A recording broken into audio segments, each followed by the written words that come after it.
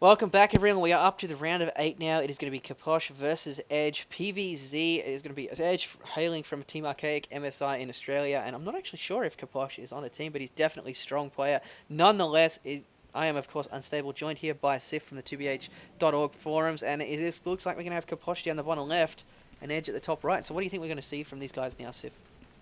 One of my favorite maps for Protoss. The reason being, in PvZ in this map, it's very easy to outflank any kind of Zerg player as far as the expansion is concerned. So I think you could see, once again, Capoch favoring that 4-gate build, putting on the pressure with a proxy that could be easily hid behind the tree line at the natural expansion of the Zerg player.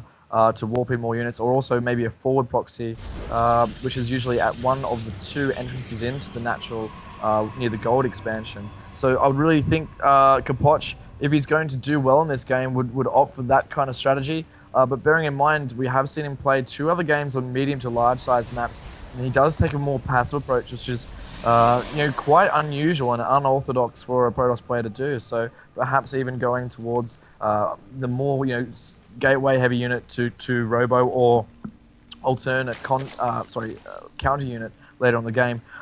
As far as Edge is concerned, I mean, a representative of TA, Terra Australis, and also AMSI, one of the top players at the moment in the scene in the Southeast Asia gaming groups, and he favors a wide variety of builds. First Protoss, I've seen him use the ro8 Hydra to massive effect, but I've also seen him take more ad hoc kind of things like, speedling run-bys into infestors and so forth. So it would be interesting to see if Edge comes up with different kind of strategies, or if he's going to, because he's under pressure, and I know he does get nervous, especially when games are casted, opt for more of a safe build. What are your thoughts on the game as well, Unstable? Well, Edge pretty much plays identically to the way Moonglade does, so we might be seeing a pretty much direct repeat of what happened last game, but hopefully... Oh! Nicely done by Edge, using that drone to stop the cybernetics core going down. Nice. And he's just going to continue to harass with that drone. Probably would have lost versus that probe, though. I'm not sure why he pulled that back. No, that's alright. Drones, for some reason, I'm not sure if it's because of their attack speed, which is 1.5 as opposed to 1.5 again, actually, for a probe. But drones, more often than not, for some reason, do beat probes hands down. I've seen many probe versus drone one-on-one battles. For some reason, I know what it would be. Because shields don't actually have any armor, whereas, well, neither do drones. Okay, maybe I don't. But the point being is, yeah, exactly. But the thing is, probes usually do fall to drones for some reason. I don't know why that is. Because by looking at the stats, like there seems to be nothing there to, to have that the case. So maybe someone from the chat in the stream could let me know. We do have those 4 links chasing away that probe as the expansion does go up for Edge. Now he's getting link speed. Warp gate research is on the way for Capoch as he's taking that second gateway. I'm not really sure whether he's going to be aggressive on this map or go into the more passive style that he did on Metalopolis and Lost Temple that we saw versus Moonglade. But really, either way, it's going to be an interesting game. It's going to come down to what Edge is going to do different to Moonglade to sneak this win.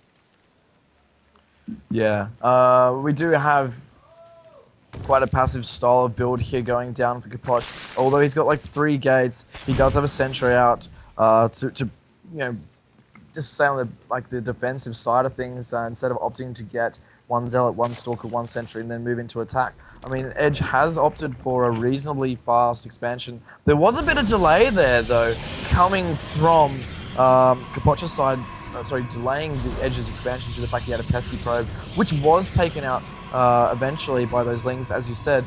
Now, we have 4 lings here trying to do a bit of scout. Oh, okay, so we have a shield that went down from Capoch. I don't exactly know why he wanted to waste that 50 energy on that 1 shield, due to the fact that only 4 lings could easily be stopped. He's going to run by. Oh, nice force field. Excellent, force field and timing and placement there to stop those Zerglings, actually managing to kill 3 of the 4 Zerglings. 1 Zergling there, being picked off now by 2 Stalker shots, but it did manage to do a bit of a breakdance before it, so it wasn't all lost. He managed to express himself artistically first. We do have the 4 gates coming online now. We have one that hasn't been changed into a warp gate, but I'm assuming that will happen right now as we speak. We have going down simple... to the back too. So what was that? Ah, proxy pylon behind the tree line, just as I was saying at the beginning of the match. Oh my god, I'm not sure what Edge is doing, but he doesn't have a Roach Warren. He's getting +1 missile attacks. I'm not sure whether that was a misclick or not, but that's going to be devastating if it is, as he's only going to have Speedlings to be able to deal with this 4-gate. As it's just in like game 3 against Moonblade, capoch is gone for an expand off the 4-gate. Interesting. Yeah, it's I mean, good spine crawler placement here, though. I have to say, like, these spine crawlers will be done by the time capoch manages to push. There's a lot of sentries heavy in his armor, which is obviously good for force fielding off the main ramp. But once again, sentries don't really do that much damage. 6 damage they do per shot. Their weapon speed is 1, which is reasonably slow, considering like you've got the same amount of damage done by a Marine, but their weapons reload every 0.86 seconds. So just to let you guys know there that sentries obviously are a cast unit, they're not a DPS unit.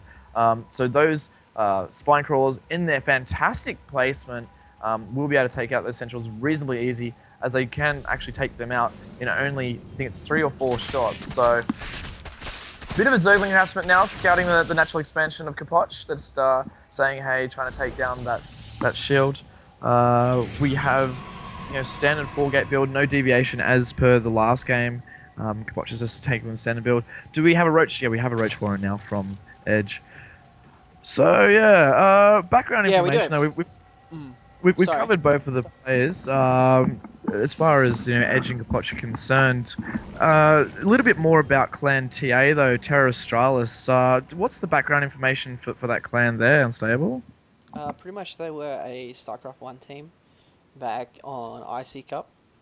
Pretty much transitioned to StarCraft 2 as soon as it came out.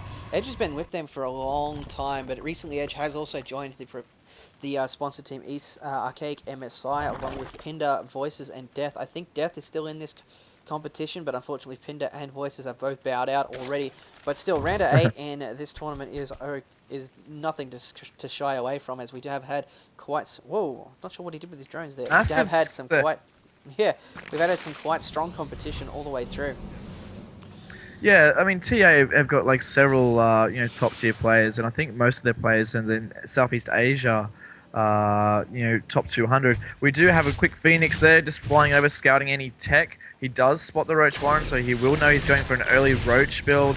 Well, not really early, but, you know, Roach build. Speaking of Roaches, we do have, let me just have a quick look at the tab. 14, slowly making their way down the creep here. We have 52 drones as opposed to 38 probes. So there's obviously a massive disparity there for the drone to harvester count. So putting Edge slightly in the lead as far as income is concerned.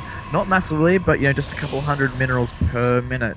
And I think that might be due to the fact of the saturation of the bases, being as the main for Edge is actually 1 drone short of being fully saturated, whereas the natural is several drones short on the minerals of being fully saturated. Yeah, it looks like we might be having a little bit of a weird spot here, because Edge has decided to expand to the 3rd, except he hasn't killed those rocks, but his creep spread is looking pretty decent. He's just constantly, just full Roach at the moment. Doesn't have any kind of Hydra tech. He is getting Burrow, so pretty much an exact game that we saw from game 2. Yeah. I think capoch is feeling a little bit more confident in this game as well. He is actually pushing out a lot more, and I think that's due to the fact that Edge is playing more passively than Glade. One of the things that Glade did really well in the last game is that he did manage to use those Roaches with the creep highway to keep Protoss in his base. This is not happening as much this one, and capoch, with the renewed vigor, is going to look for an early attack. Sorry, an attack on this 3rd base. Here we go. Looks like we go Roaches versus Stalkers. The Guardian Shield does go down. Edge pulling back wisely. Does not want to go into that. Pushing forward again. Wow, nice. Nice. Oh no, there's an observer there. So that Burrow was useless. So he's going to try and get a nice surround. There's just not enough Roaches to be able to deal with it. He is at 99 supply. Edge does have 115 supply, but most of those are in drones. 8 Roaches in supply. Great force field use by capoch here, just really tearing Edge apart here. Just great force field use. Couple of mistakes there to notice that Edge, I mean, this battle is continuing on and Roaches versus Stalkers. Edge has got his units all in one control group, which, you know, is alright, but remember, when this top tier, it's really important to use your micro to your best advantage. One thing that Edge didn't do there, and one reason why he lost more units than he should have, is he didn't box off his units as far